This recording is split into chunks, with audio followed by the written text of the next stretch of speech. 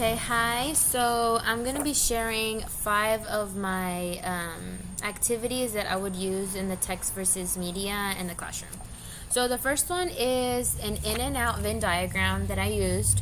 And the students would simply just choose a character. It wouldn't be between the movie. It would just be a character. So for here, I put the example, which is Max, how he would be in the movie, and then if his personality changes in the book, and then some of the similarities they have here. Right here, I wrote some examples that are characteristics, actions, relationships, or examples.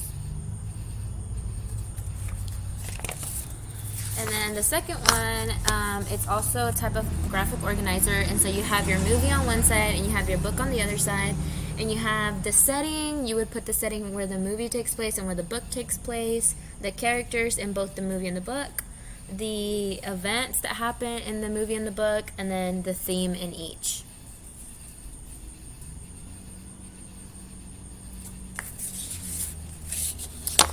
The next one, it's more of a chart as a resource. So it's the vocabulary, keywords, and so you have keywords to help the students understand which words to use when they're comparing, and words that they can use when contrasting.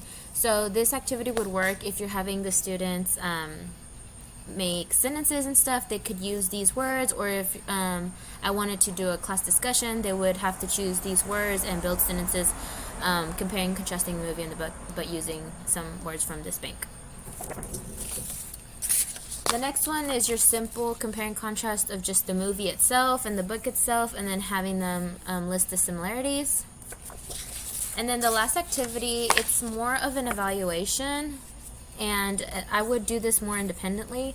So it's just a questionnaire, and the first question says, think about one of the main settings in the book and what ways was it different in the movie than you have imagined it, and then they would write it.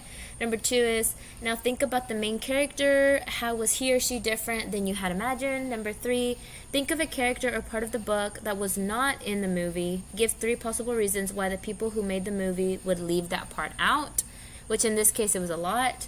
And then, do you think the people who made the movie did a good job of portraying the book? Why or why not? And then their opinion, whether they like the book better or the movie better, and then details why.